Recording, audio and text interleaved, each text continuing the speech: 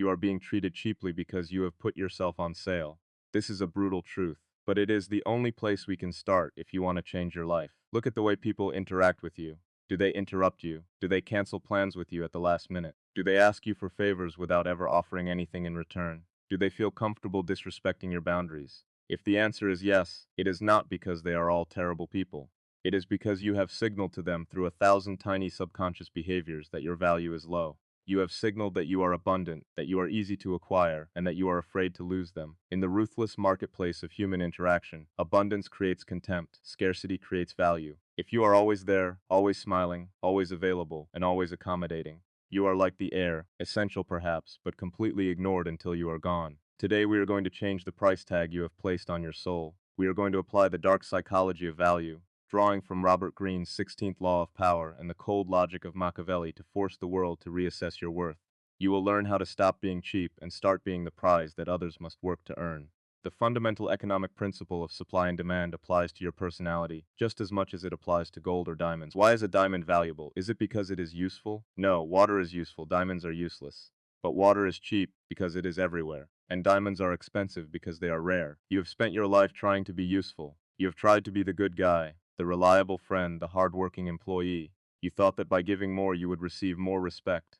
But human nature does not work that way. Human nature is predatory. When you give too much, when you offer your presence for free, people do not think you are generous. They think you are desperate. They assume that if you are giving yourself away so easily, it must be because you have no other options. You become the cheap option and nobody respects what is cheap. Nobody fears losing what is cheap. To force respect, you must artificially manufacture scarcity. You must become the diamond hidden deep within the earth, requiring effort and pain to extract. The first step in this transformation is to understand the psychology of the open door. Most people live with their doors wide open. Anyone can walk in, anyone can take their time, and anyone can leave trash on the floor. You answer the phone on the first ring. You reply to texts instantly even when you are busy. You say yes to events you don't want to attend because you are afraid of missing out or offending someone. This behavior screams insecurity. It tells the world, my time is not important. Your time is more important. From this moment on, you must close the door. You must become a fortress. Access to you is a privilege, not a right. When someone contacts you, do not reply immediately. Let them wait. Let them wonder what you are doing. In that gap of time, in that silence, value is created. They start to imagine that you are busy, that you are important, that you have a life that does not revolve around them. You are training them to wait for you. You are training them that your attention is a limited resource that is dispensed on your terms, not theirs. Robert Greene discusses the concept of the crown.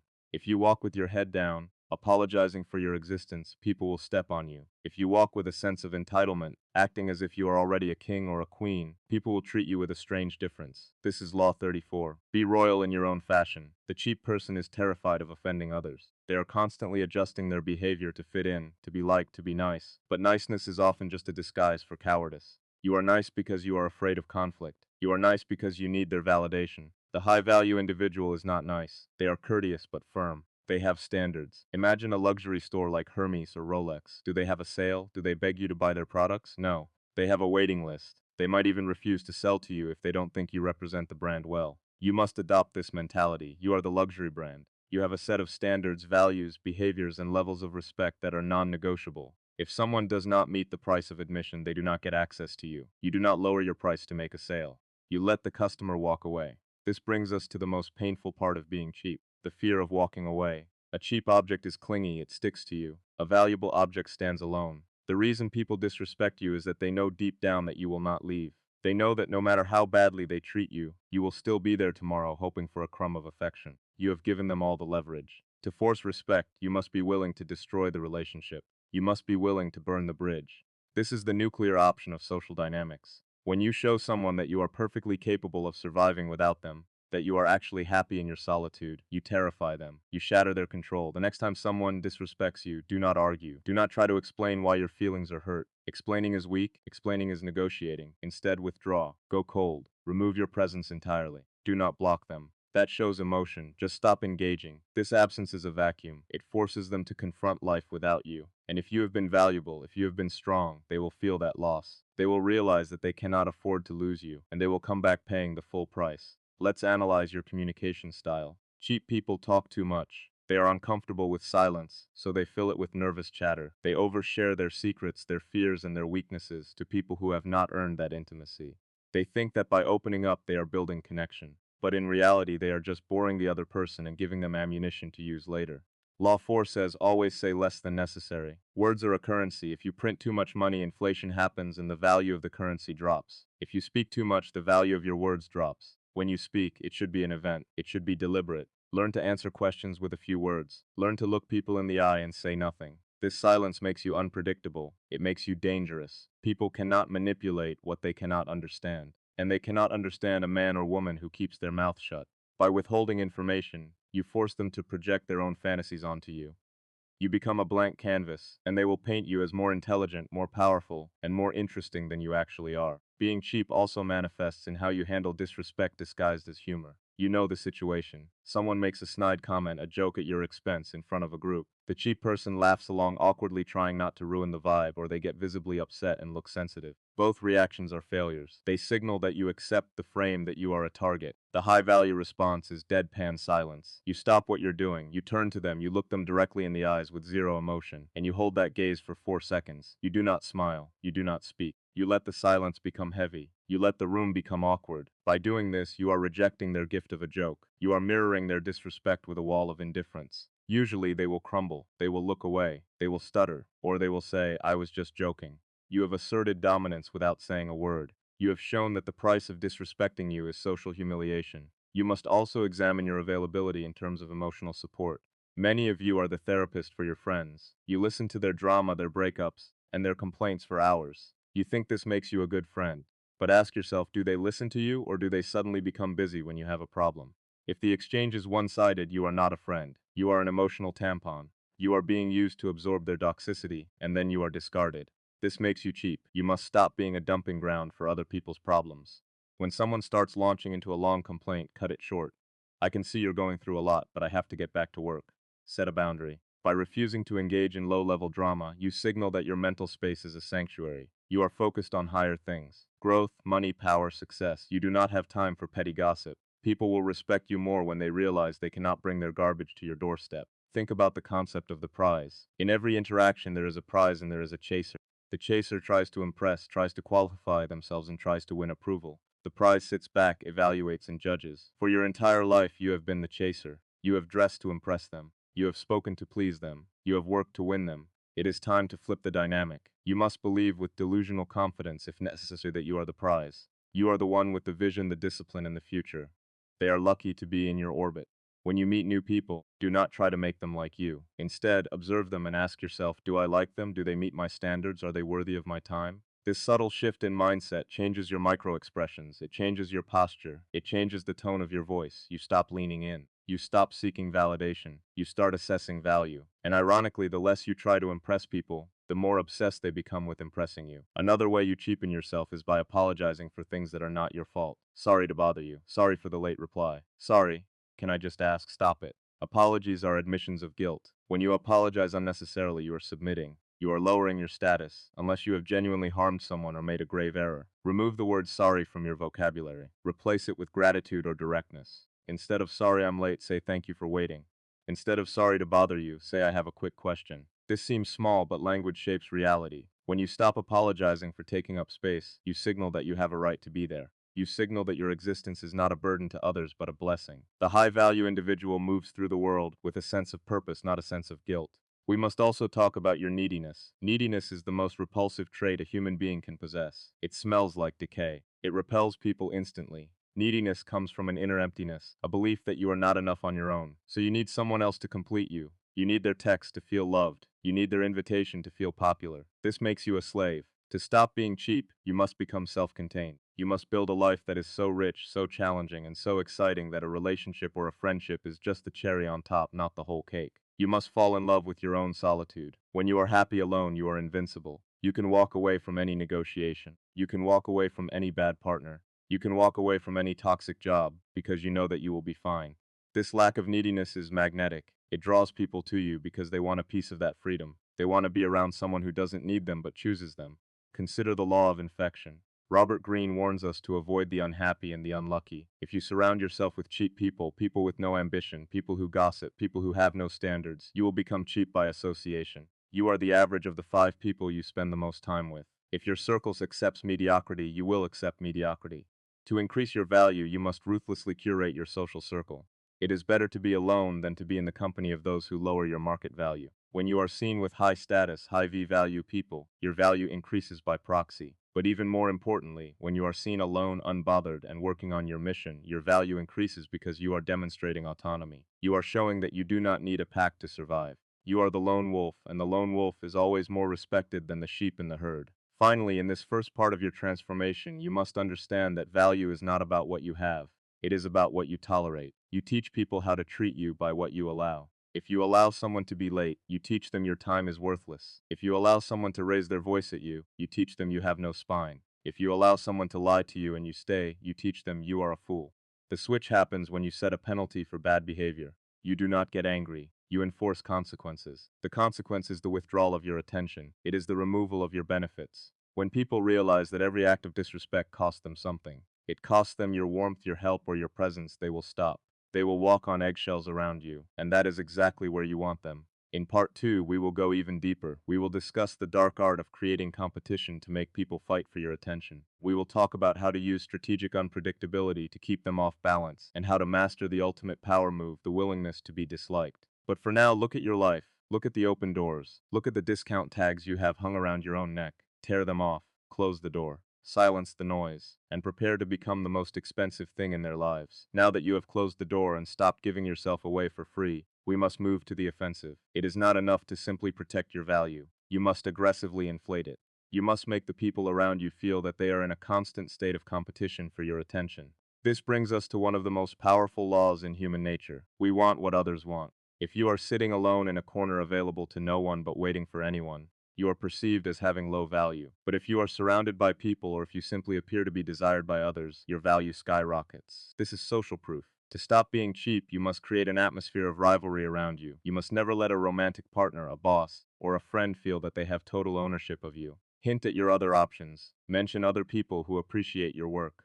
Let them know subtly that if they do not treat you right, there is a line of people waiting to take their place. You do not have to be arrogant about this. You just have to be honest. You are a high-value asset, and high V-value assets are always in demand. When they realize that you are not a sure thing, they will fight to keep you. They will work harder, invest more emotion, and treat you with the delicate care reserved for things they are afraid to lose. This leads us to the concept of investment. One of the biggest reasons you feel cheap is that you are doing all the work. You are the one driving to see them. You are the one planning the dates. You are the one initiating the texts. In economics, this is a disaster. The person who invests the most is the person who has the most to lose. The person who invests nothing has no attachment. To force respect, you must flip this dynamic. You must become the receiver, not just the giver. Stop over-delivering. Stop trying to buy their affection with your effort. Instead, let them do favors for you. Let them come to you. Let them wait for you. The Benjamin Franklin effect states that when someone does a favor for you, they actually like you more because their brain has to justify why they spent their energy on you. They rationalize, I must value this person because I am doing this for them. By allowing others to invest their time, energy, and money in you, you are psychologically wiring them to value you. You are turning yourself into an expensive investment that they cannot afford to walk away from. Now let's discuss the power of unpredictability. Humans are pattern recognition machines. If you are predictable, you are boring. If you are boring, you are cheap. If someone knows exactly how you will react to a text, exactly what you will say in an argument, and exactly what you will do on a Friday night, they have you figured out. They have consumed you. To increase your value, you must become ungraspable. Change your patterns. If you are usually always available on weekends, disappear for a weekend with no explanation. If you are usually the peacemaker, suddenly become the one who is willing to start a war. If you are usually talkative, become silent. This sudden shift creates a short circuit in their brain. They can no longer predict you. This causes them to think about you constantly. Why did he do that? Is she angry? What is happening?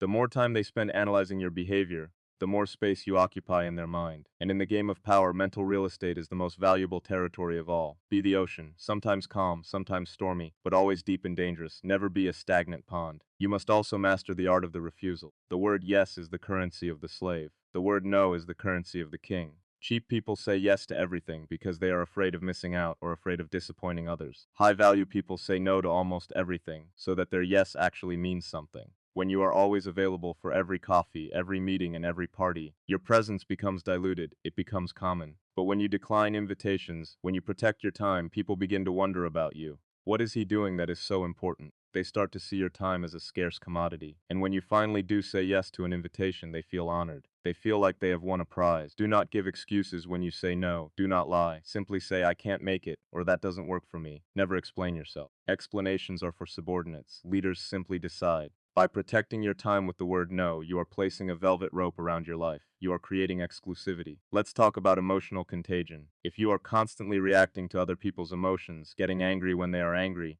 sad when they are sad, you are cheap. You are a mirror reflecting their state back to them. You have no frame of your own. To increase your value, you must become the source of the emotional climate, not the thermometer. When chaos erupts around you, remain stoic. When others are panicking, remain calm. When someone tries to bait you into an argument, remain indifferent. This emotional self-control signals high status. It shows that you are the master of your own internal world. People are drawn to those who are unshakable because deep down everyone is anxious.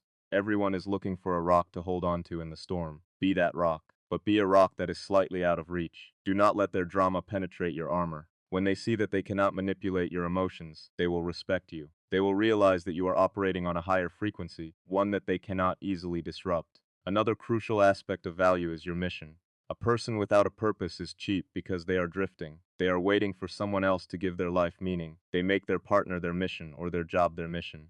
This puts you in a weak position. To be high value, you must have a purpose that is bigger than any relationship, bigger than any friendship, and bigger than any social circle. You must be on a path to mastery. Whether it is your career, your body, your art, or your business, you must be obsessed with your own potential. When people see that you are driven by a vision, they know that they are not the center of your universe. They know that if they leave, you will keep moving forward. This makes you attractive. It makes you formidable. It signals that you are going places, and if they want to come along, they better keep up. A man or woman with a mission is never cheap because their time is dedicated to something higher. They do not have time to waste on petty games or disrespectful people. Consider the concept of the willingness to walk away. This is the ultimate negotiation tactic. In any deal, the person who needs the deal the most loses. In any relationship, the person who needs the other more loses power. You must cultivate a mindset of detachment. You must love yourself enough to know that you will be fine no matter what happens. This does not mean you don't care about people. It means you care about your own dignity more. If someone crosses a line, if someone consistently undervalues you,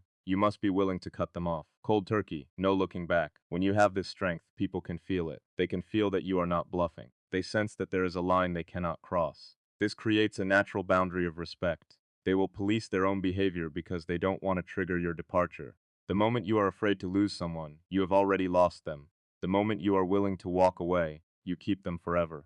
Finally, you must stop seeking closure. Cheap people are obsessed with closure. They want to know why. Why did you cheat? Why didn't you call? Why don't you like me? This need for explanation is a need for validation. You are asking them to define your reality. High-value people do not need closure because they provide it for themselves. The closure is the disrespect. The fact that they treated you poorly is the only answer you need. Do not chase people for answers. Do not write long letters explaining your feelings. Do not stalk their social media. Accept the reality. Learn the lesson and pivot. Your indifference to their reasons is the ultimate power move. It shows that their opinion of you is irrelevant. It shows that you define your own worth and no external event can shake that foundation.